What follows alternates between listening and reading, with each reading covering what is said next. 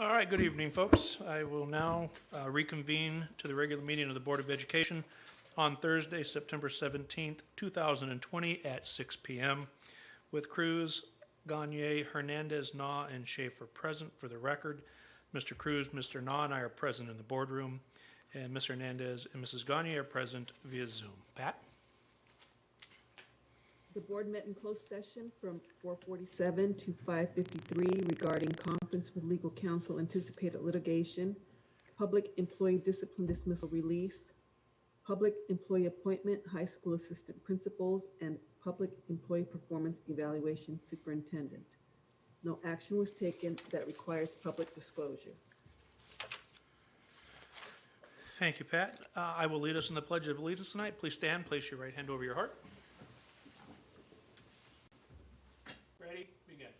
I pledge allegiance to the flag of the United States of America and to the republic for which it stands, one nation, under God, indivisible, with liberty and justice for all.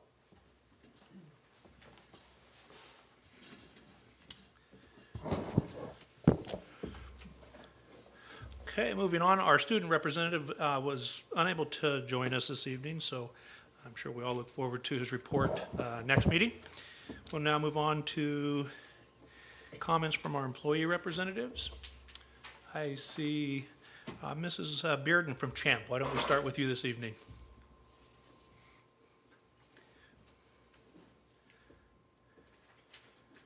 Good evening, President Schaefer, School Board, Dr. Enfield, Cabinet, and Chino Valley community. Distant learning teachers as well as blended learning teachers are gearing up for parent conferences. Parents, it's important, especially now, to maintain continuous communication with teachers and the school site so we can best support our students. If you have not scheduled your parent conference yet, please contact your teacher. Additionally, school site administrators across the district are working on their single plans for school achievement. Yvette Farley, our Access and Equity Director, is supporting us as we write these plans to increase our school's achievements with a focus on distance learning and the possibility of in-person learning. We would like to thank Ms. Farley for her support and guidance as we continue to develop plans to meet the needs of our school's communities. Finally, on behalf of the principals, we would like to thank Dr. Enfield for his kind words at our principals meeting last week. We appreciate all you do to lead our district and support us as we do our work at the sites. Chino Valley is setting a standard for distance learning, and we are thankful for your leadership. Thank you all and have a wonderful evening. Thank you, Mrs. Bearden. Moving on now, I see Mr. Hernandez from CSEA President. Good evening, President Schaefer, board members, Dr. Enfield, Cabinet, and community. I wanted to, number one, the last few meetings I have been unable to attend, just under the weather, nothing else. Earlier this week, I was able to go to a few of the schools to look at the school preparedness for the reopening. It's nice to see that the plans that the district had initiated are actually taking place at the schools in preparation for the students to return. Also, earlier this week, the district sent out an email, and I wanted to thank Richard Rideout, Dr. Enfield, and the district as a whole. Health Advocate and EAPs, the Employee Assistant Program. The COVID-19 right now is causing fatigue and recently, along with that, PTSD.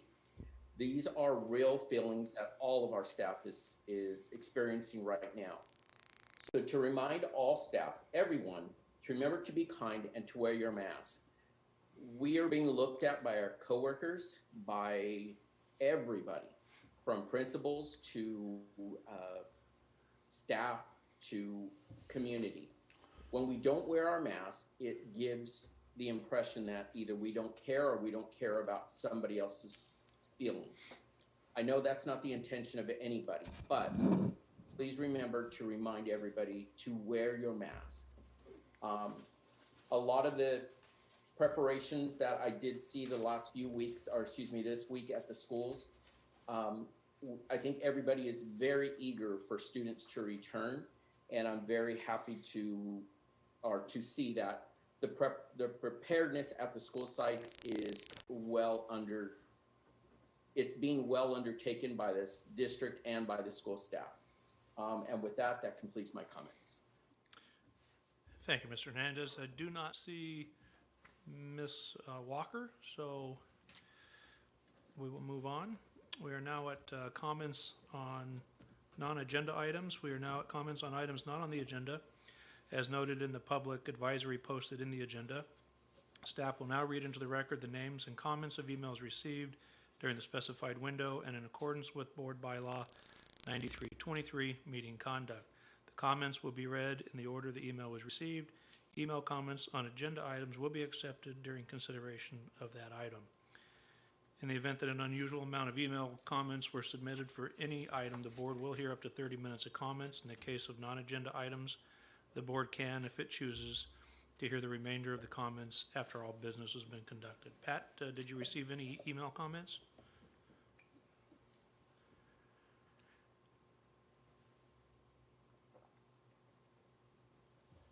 Pat? Sorry about that. We received 4 from the following individuals. Currently, San Bernardino is in California's COVID-19 purple category. As we are exceeding specified thresholds for students to return to a classroom in some manner, we will have to have been removed from the purple category and remain in the red for 3 weeks, in theory. How long will it take to transfer from distance learning to hybrid learning? What precautions are you going to take to provide some level of assurance that no one has become COVID-19 positive during that period? Teachers are the most likely to transmit the virus. So how will that be dealt with to ensure it does not move through the district, infect students, and infect families and friends? If someone tests positive for a few weeks into hybrid learning, how long will it take to transition back to distance learning? It has come to the attention of many parents in CVUSD that at least 4 teachers have tested positive for COVID-19. One of these teachers was in proximity to 29 other teachers. Why have parents not been notified that COVID-19 is moving through the teachers and staff in CVUSD? Privacy has to be followed, but there is severe lack of transparency. Why were we not made aware that teachers are testing positive? Where is the COVID-19 update regarding this on the CVUSD website? Have the 29 teachers that were exposed been tested? Did any test positive? Was tracking done to see if anyone else was exposed? Have people that were exposed to it by the other 3 teachers been tracked and tested? We have also been informed that a district employee that is some sort of staff member has also tested positive. But we have heard 2 different stories regarding exposure to other individuals. We were provided an email that the Chino Hills High School principal sent to Chino Hills High School teachers and staff about the situation. We soon after received that information was omitted or incorrect. So when does the district plan on telling parents? Is there a threshold that has to be reached before we hear there is a problem? How can we trust you to open up schools when it's safe and when you can't or won't inform us of viral conditions in the district? Some of us can't and will not trust you. Your immediate attention to this matter is appreciated. Lisa Wales. Superintendent Enfield, on September 8th, 2020, you sent a letter out to CVUSD parents regarding the recording of distance learning classes that were in session. In the last paragraph, you state, parents and students must understand that at no time are they authorized to record any live classroom sessions or interactions with peers and teachers. To do so would violate California Education Code Section 51512, which prohibits the use of an electronic device to record what is happening in the classroom without the consent of the teacher and principal. Recording school staff members and or students without consent may disrupt and impair the teaching process and is prohibited. Any person other than a pupil who willfully violates this section is guilty of a misdemeanor and students shall be subject to appropriate disciplinary action. Additionally, an individual recording instruction without consent may violate California Penal Code 632. It is important to remember that many children are on district devices. This means that there is a government camera and microphone in their homes. Those that are using family devices are allowing the government access to personal cameras and microphones. One has to ask, How do we know that schools, the district, the government is not recording classes that are in session? What about our privacy at home? How do we know our children are not being recorded? You issue a warning and cite codes, yet how do we know what you are doing and who keeps you accountable? Regards, Lisa Wales. Cynthia Barbosa. Governor Newsom about a month ago put forth guidance for opening elementary schools for small groups for special needs kids to have in the classroom learning. As a grandmother of a special needs child in a very small classroom, I would like to know where Chino Unified is getting these kids back in class. This guidance was only for small cohorts, and it did not matter where the county was as far as opening. Thank you, Cynthia Barbosa. Sharon Duran from a parent at Don Lugo. Good evening, board and superintendent. My name is Laura and I'm a Don Lugo parent. My student made me aware of an assignment that has me concerned. My student is to watch a video from TED Talk and answer a couple of questions about cults and why someone would join a cult. First, I wasn't aware that TED Talk videos are allowed to be used for English assignments. The fact that my student brought it to my attention, and I'm not sure many parents are aware of this. Seems as this type of assignment is better suited for history lesson, like cults and the effects that it leaves on a country or even a college course. This could be considered religious, as our CVUSD community is made up of many different backgrounds and beliefs. No one would like it if their personal beliefs got labeled as a cult or cult-like following. Teens are easily influenced, and with so much negativity that we are dealing with this assignment has the potential to bring out more hate and negativity. Please help me to understand the overall purpose of this assignment. Thank you for your time. No further email comments. Thank you, Pat. Carrying out item 1F, changes and deletions. Pat, do we have any changes and deletions this evening? Following changes are on the agenda. Human Resources, item 3E1, certificated classified personnel items, page 77, under leave of absence, Stephen Lara. Correction to the effective date so that it reads September 17th, 2020 through November 1, 2020. Thank you. Moving on now to action items. We are now at this evening's only action item. The item 2A1, Learning Continuity and Attendance Plan. Recommend the Board of Education adopt the Learning Continuity and Attendance Plan. Are there any email comments from the public, Pat? There are none. See, with no comments, may I have a motion? So moved? So moved. Second. Okay, well, I heard motion by Mr. Na and a second by Ms. Gagne. Comments, questions, or discussions from the board? Seeing none, we will vote. Reminder, we will be doing a roll call vote because we have 2 members joining us remotely. Mr. Cruz, Yes. Mrs. Gagne, Yes. Ms. Hernandez, Yes. Mr. Na. Aye. And I'm a yes. Preferential is not here, so the motion passes 5-0.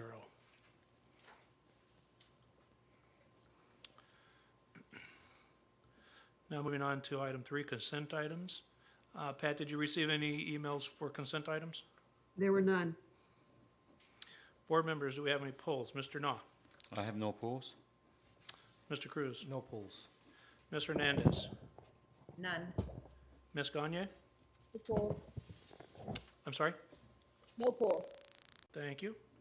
And I have none. Motion, please. So moved? Second. Motion by Mr. Na, second by Ms. Gagne. We'll now take a roll call vote. Mr. Cruz, Yes. Mrs. Gagne, Yes. Ms. Hernandez, Yes. Mr. Na, Aye. and I am a yes. Motion passes 5-0. There are no information items this evening, so we will move on to board member and superintendent communications. Mr. Na, please. Yeah, Mr. Cruz wanted to speak first. Thank you. Yeah, Ms. Dr. Enfield, I've been reflecting a lot with, positive cases, through the school districts and other school districts, the word positive case, positive all the time. And so, I was trying to research information. It's very difficult to find out what that actually means. So I'm going to share some things about what does this actually mean. What does it mean to be a case positive? Well, you could be infectious or you could be asymptomatic. Does that mean if I am asymptomatic positive, does that mean I'm healthy? Do I have immune to the virus? Or should I self-quarantine myself too? Also, I was also thinking, what does it mean to be negative positive, case negative? Am I vulnerable? Should I quarantine myself, or does it mean I am healthy? And I think about all this because things get real twisted. I mean, things are not really defined as your case positive. Well, I mean, let's get into this, into the science behind this because it's a little bit confusing. And so, I've been thinking about this a whole lot. And the PCR diagnosis test was not meant for this kind of COVID testing, for RNA. It was meant for DNA. And there is a 30% false negative, a high percent false positive too. So I just wanted to share that with you. I want to read an email that I received from a mother. I'm a mother of an athletic student at school site, as well as a mother of a class of 2020 student who missed all her softball season last year. We hear about all kinds of cases regarding mental health, but never do you think it will ever hit home. I'm a single parent trying to hold it together for not only my school son, but also my college student. My son has rebelled on me like I would never imagine, and it has took a turn for the worst. All his life, he played football, baseball, basketball, soccer since he was 4 years old. I kept both of my children active in hopes they would not go through the wrong path. I kept them busy so they had no time to mess around. But the COVID has ruined everything I worked so tirelessly for. My son needs to be on the football field before I lose him. I'm begging you, for my son's sake, please let them get on that field. I've been silent this whole time, but now since it's hurting my only son and his future, I'm not only asking but begging you to open up this one thing that these kids feel sane in their sports. I will sign whatever waiver you want me to. Please don't let my son ruin his future. I called her up, and let me tell you, it was heartbreaking. And I do things to defend people, and I care about people. And when it comes to my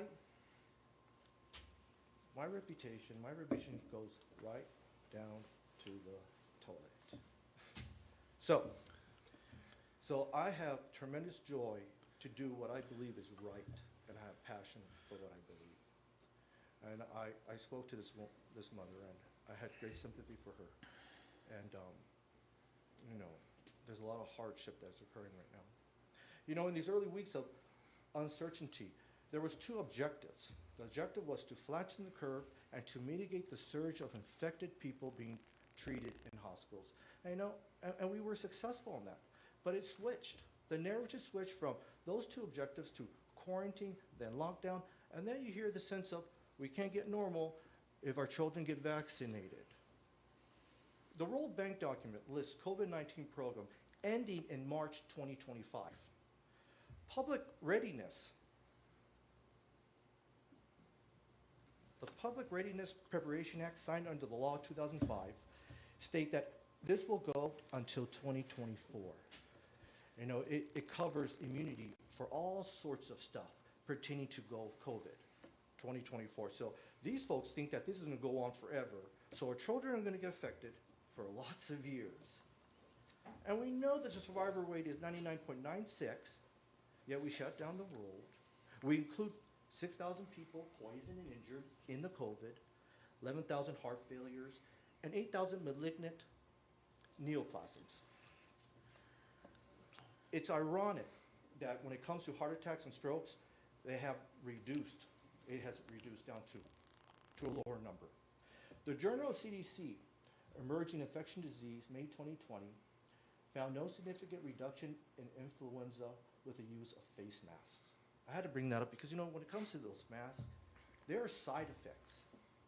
Headaches, increased pressure inside skull, nervous system changes, increased breathing frequency, cardiovascular, and then we expect our children to wear these. Sometimes we got to really pay, when it comes to this virus, it's neither alive nor dead. We don't even know the distance you're going to get it you're gonna get it. Let's face it. We've been living with these viruses all our lives. You know, for the sake of our children, the future, and the future of this country, because if we don't change, we're going to collapse the system, and there's going to be mass starvation, which is happening in third world countries. Children. And you got to fight for this stuff. You got to have passion. You cannot acquiesce to the situation because it is really serious stuff, what we're doing to our country. We have children and family being crushed. We have 881,000 unemployment, 201 billion bank grant, 25% of hotels that cannot make mortgages, bankruptcies, and we think this is normal. What are the consequences are we going to do with the future of our children? What are we going to give them? This fear that we can't even see, they're not even dying from it.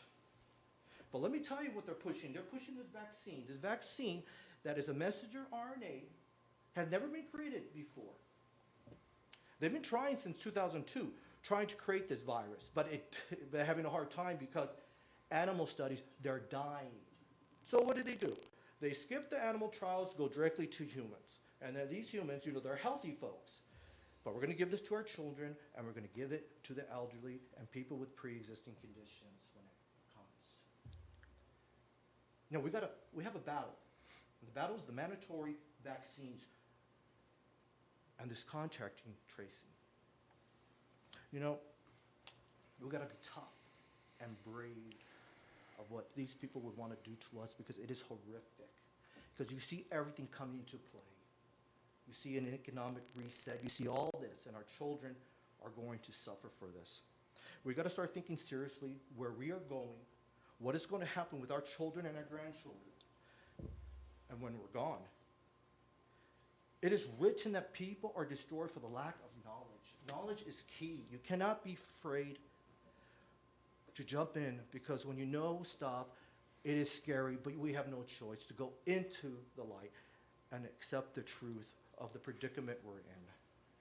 And as long as we do understand, if we don't understand, we're going to be used, we're going to be lied to, mistreated, and deceived. And let me tell you, at this moment, humans cannot solve this anymore. We got to put the middle of God to solve this. So that's what I want to say, that you come first than anything else. And I have the greatest joy to just spew out my life for you. Thank you.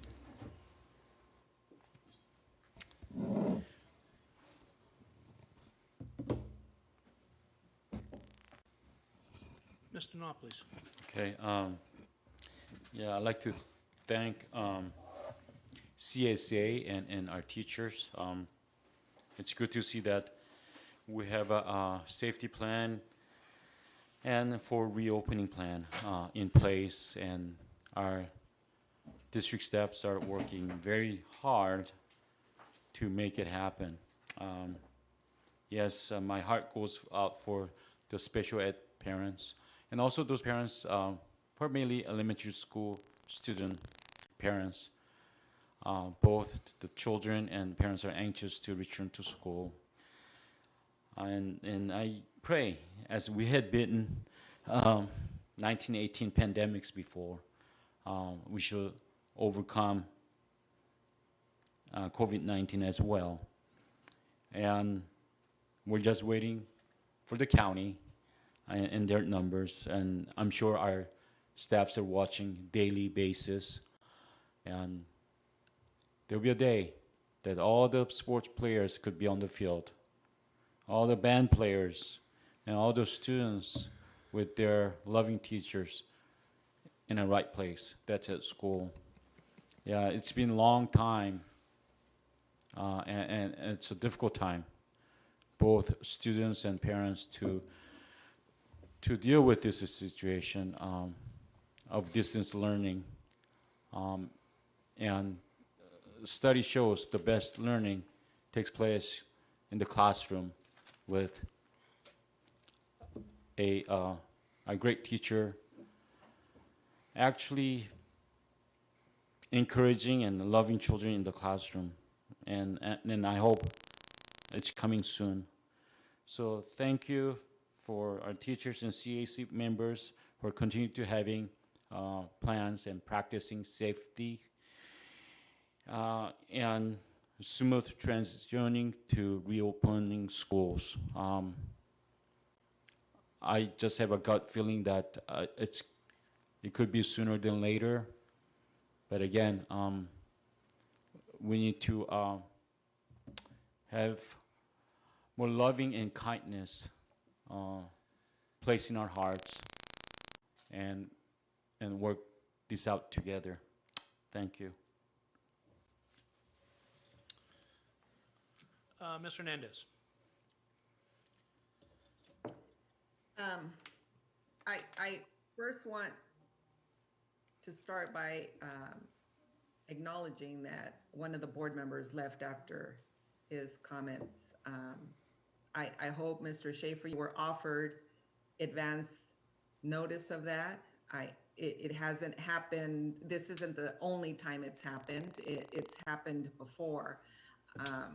It just shows significant disrespect and unprofessionalism. And like I said, I just hope that you received advance notification that that was going to happen.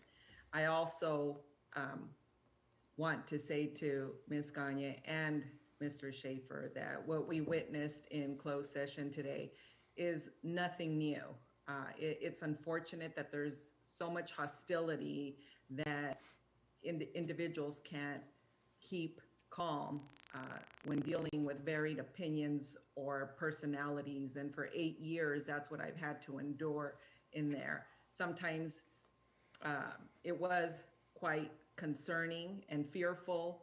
And I just hope that as you two continue on your boardmanship duties, that you won't have to encounter what was witnessed today.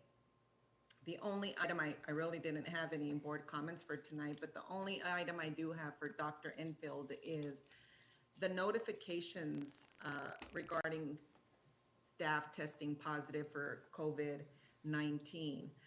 I receive both a text alert and an email.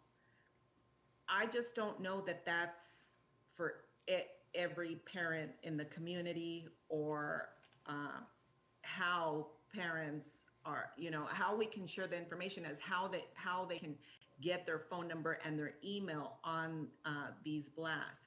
And I have noticed that I haven't looked at each time that I receive a text message, but I noticed that that information is not uploaded on the Facebook page for the district.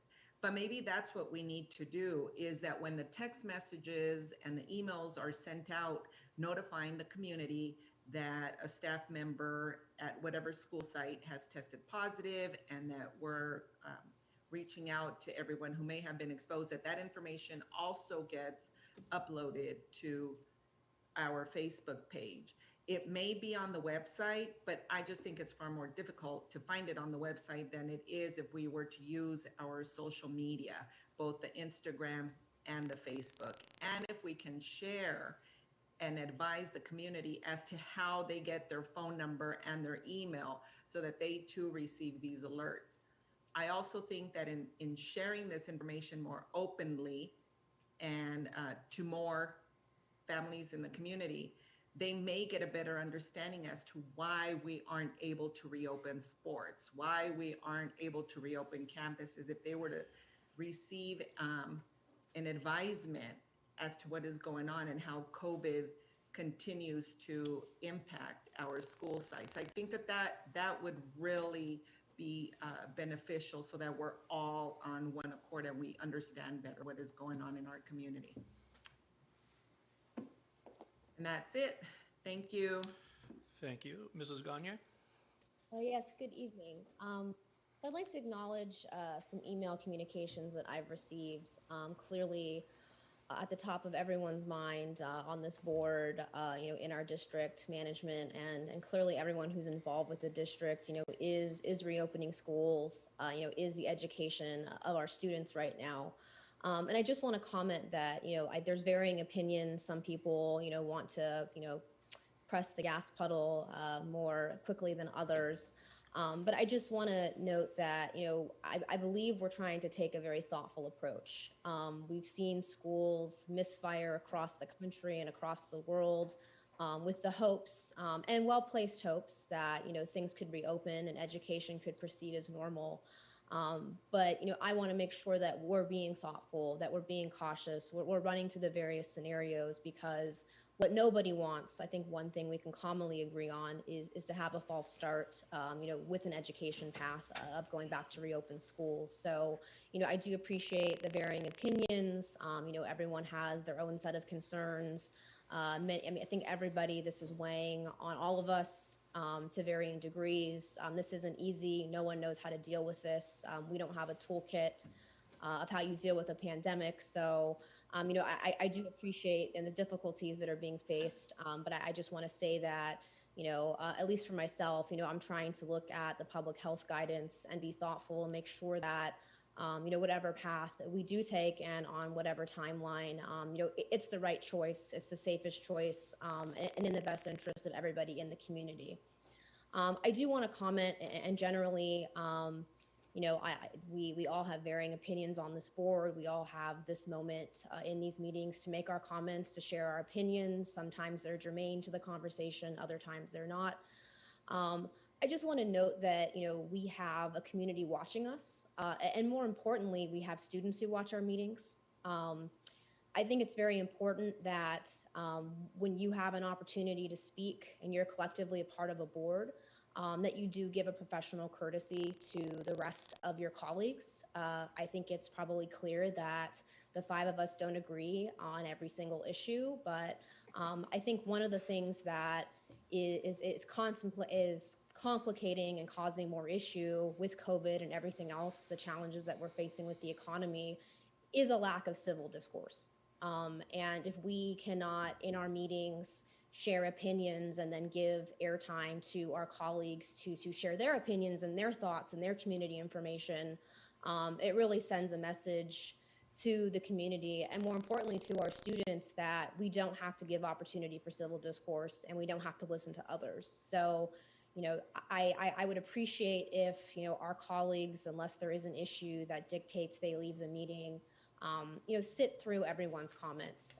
I think it's very important. And again, I just think it sends a wrong message when you take your airtime and then leave a meeting. And with that, everyone have a good evening. Thank you. Dr. Enfield? No comments tonight. No comments from Dr. Enfield. Pat, are you there?